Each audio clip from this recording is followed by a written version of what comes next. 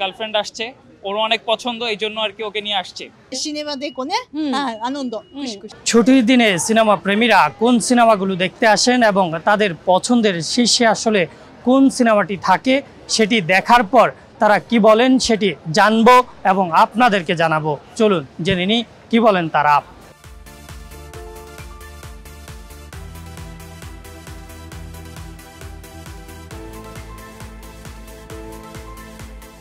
Interstellar আমি আগে দেখেছি, আমার খুব প্রিয় একটা মুভি। ট্রেলার আমি আগেই দেখেছি, এটা আমার খুব দেখার ইচ্ছা। আগে বাংলাদেশে আমরা দেখতে পারতাম না, এখন আমরা এগুলো সবই একদম রিলিজ পাওয়ার সাথে সাথে চলে আসে, আমরা সাথে সাথেই দেখতে পাই।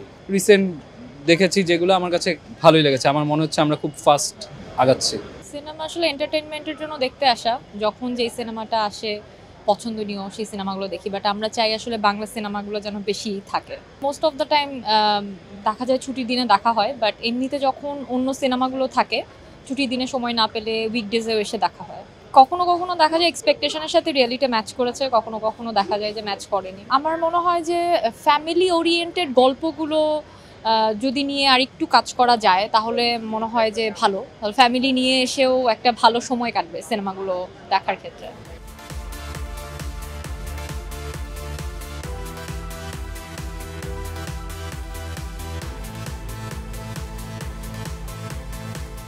পাঁচজনের মধ্যে একজন, এটা কোনো ফ্যাক্টর না।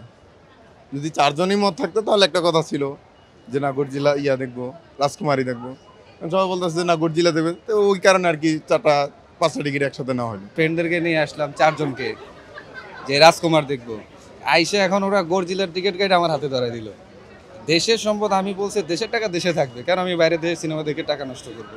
কারণ ওদেরকে বুঝাই দিয়ে বললাম না গডজিলাই দেখবে, 3D মুভি দেখবে। কারণ বাংলাদেশে 3D মুভি নাই, তাহলে আমি দেশের টাকা কেন বাইরে পাঠাবো? এটাই বলবো সবাই, বাংলা সিনেমা দেখো, বাংলা সিনেমার প্রতি আগ্রহী হও, দেশের সিনেমাকে ভালোবাসো, দেশের মানুষকে ভালোবাসো।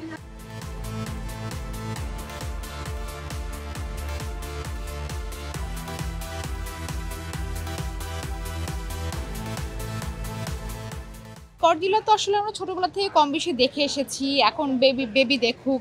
আর এখন অ্যাকচুয়ালি দেখার মতো সেরকম কোনো মানে বাংলা বলি কোনো মুভি তো নাই আসলে, এই জন্যই দেখা। ঈদের মুভিগুলি নিয়ে আমাদের এক্সপেকটেশন ছিল, বাট আমি একটা মুভি দেখে আসলে আশা হতো।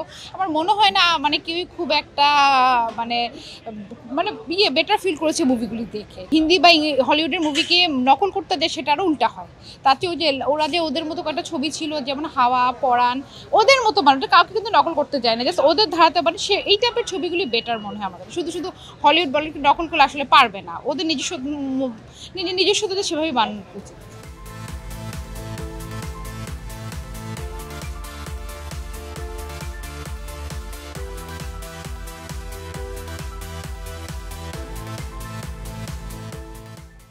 রেগুলার লাইফস্টাইল যারা মেনটেন করছি, তো দেখা যাচ্ছে যে কি হয়, অনেক বেশি হ্যাসেল থাকে প্রতিদিন ডেইলি লাইফে। সো এই শুক্রবার শনিবার যে বিষয়টা, এই দিনটাই মেইনলি আমরা একটু ফ্রি থাকার চেষ্টা করি বা ফ্রি থাকি, তো ভালো লাগে ভাইয়া, খুব এনজয় করি আসলে। এখানে এটা থাকাটা আসলে অনেক জরুরি। আমরা অ্যাকচুয়ালি ক্রু দেখতে এসেছি, এখানে 3টা ফিমেল মেইন ক্যারেক্টার আছে ভাইয়া, এই জন্য সে দেখতে আসছে। তো এটা অনেক ভাইব শুনেছি, প্লাস আমার গার্লফ্রেন্ড আসছে, ওর অনেক পছন্দ, এই জন্য আর কি ওকে নিয়ে আসছে। অ্যাকচুয়ালি ভাই আমরা ঢাকায় যারা থাকি সবাই আসলে ব্যস্ত থাকে, যার যার প্রাত্যহিক যে কোনো কাজকর্ম বা যে কোনো ধরনের ব্যস্ততা নিয়েই সবাই থাকি। তো দেখা যাচ্ছে এই শুক্র শনিবার এটা অ্যাকচুয়ালি আমরা আমাদের মতো একটু এনজয় করতে চাই।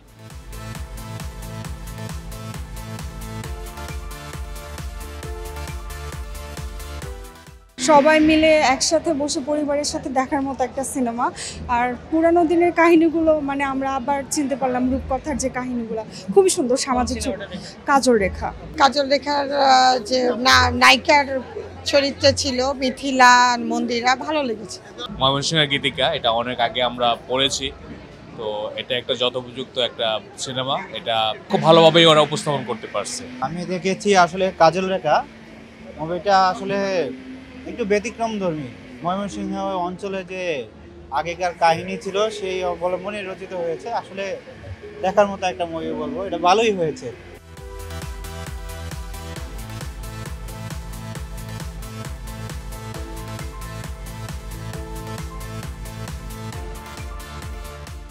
যেহেতু জব করে সপ্তাহে একটা দিন ফ্রি পাই, সবগুলোই মুভি দেখছি। তো একটা বাসাতেও দেখি, নেটফ্লিক্স, তারপরে আপনার প্রাইম ভিডিও, তার ভিতরে সিনেপ্লেক্সে দেখার ভিতরে একটা মজা আলাদা। তো বাংলাদেশে এরকম তৈরি হলে তাহলে আমাদের জন্য ভালো হবে সবসময় দেখা, কিন্তু যেহেতু বাংলা ছবি ওইরকমভাবে মুক্তি পাচ্ছে না, একটা দুইটা এগুলো দেখা শেষ, যার কারণে এখন বলিউডের মুভি দেখতে হচ্ছে।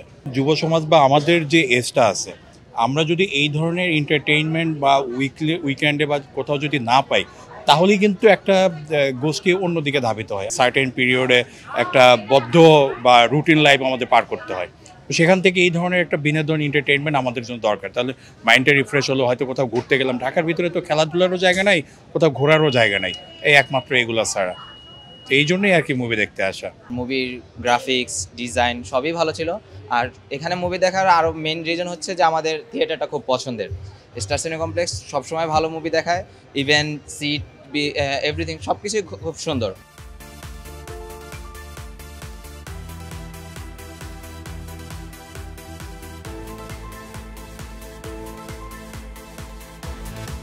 আমরা পরিবারে একসাথে দেখা করতে ছবি দেখতে এসেছি।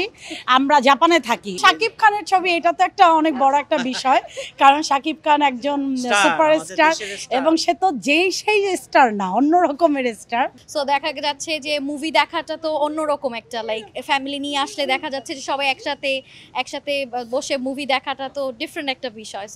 সোফার তো দেখতেই পাচ্ছেন আমাদের এক্সপ্রেশন যে আমরা অনেক এনজয় করছি আর কি। আমাদের সারা পৃথিবীতে ছড়ানো ছিটানো, যখনই আমরা দেশে আসি সবাই মিলে আমরা এনজয় করি। সেটা একটা ফুচকা খাওয়াতেও আমাদের 50 জন মিলে একসাথে খাই, একটা সিনেমা দেখতে গেলেও একসাথে যাই, কোথাও কেনাকাটা করতে গেলেও সবাই গেট টুগেদার করি। এটা একটা আনন্দ, খুশি আনন্দすごい嬉しいってシネマでこね、アノンドএবং দেন初めて来たからファーストタイムফলদায় ভালোই লেগেছে মুভিটা। ছুটির দিন দেখে এন্টারটেনমেন্টের জন্য আসা, আমি এন্টারটেনমেন্টের জন্য ছুটির জন্য প্রায় আসি।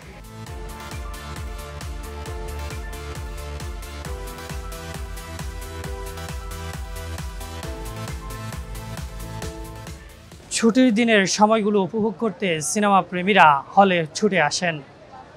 কেউ এসেছেন প্রিয়জনের হাত ধরে, কেউ এসেছেন পরিবারকে সঙ্গে নিয়ে, আবার কেউ এসেছেন বন্ধুদের সঙ্গে।